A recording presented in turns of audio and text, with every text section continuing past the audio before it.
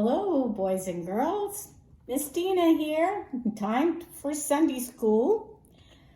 Today's story is entitled People Prayed for Peter. Just a little review. We've been studying about different ways that we worship God. We listen, we learn, we sing, we praise, we say thank you. And today we are going to talk about prayer. Praying. This is our way of talking to God. He wants us to talk to Him every day. And He wants us to pray and ask Him for specific things. Today's memory verse comes from the book of Psalms.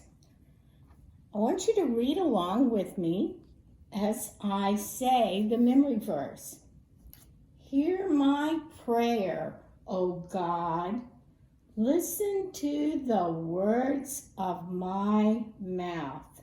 Psalms 54:2. Well, Peter needed prayer. Our story begins with Herod. King Herod did not like what was happening with the apostles spreading the good news about Jesus. Herod had James murdered, and he had Peter arrested and put in jail. And he was going to bring Peter to trial, and Peter probably would have been killed too. Peter was so important that Herod had 16 guards watching him. Now, he had 2 guards right by his side, and then there were several other guards located at different stations. But Peter did not it didn't seem to bother him. He was okay with all that was going on. He had many friends that had gathered in a house, and they were praying, and they prayed all night.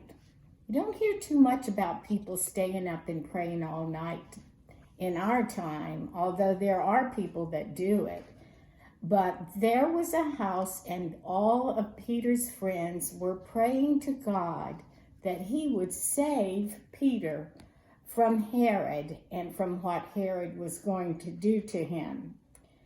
So the night before he was supposed to be put to trial, he was sleeping, and he had chains on, and he was between 2 guards.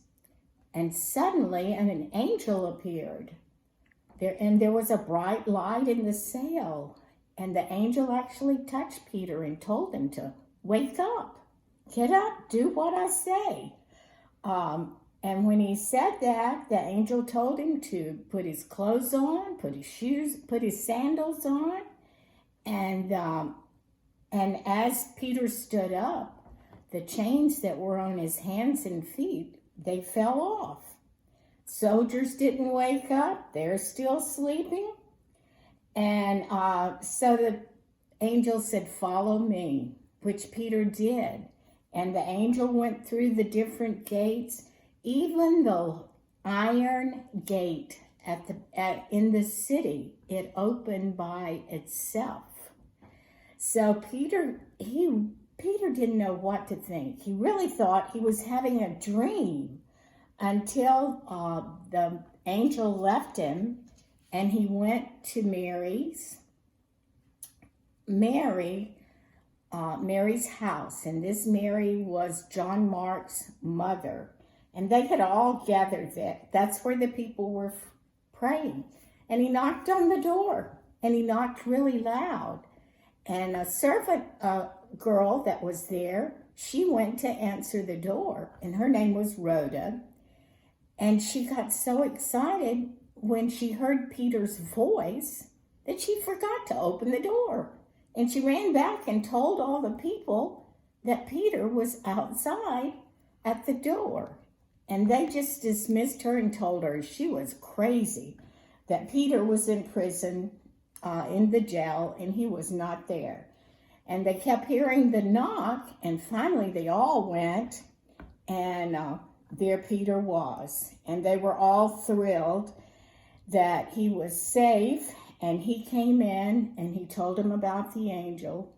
He told them about everything that had happened, and he had to get out of town. So he also asked that they tell his half-brother James and the other apostles what had happened.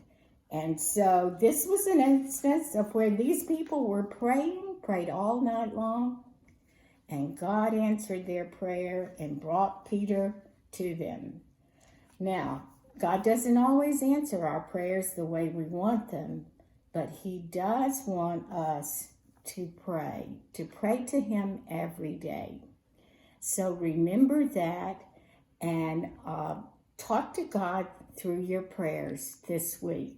And let's say our verse one more time. Hear my prayer, O God. Listen to the words of my mouth. Psalms 54:2. I hope you have a wonderful day.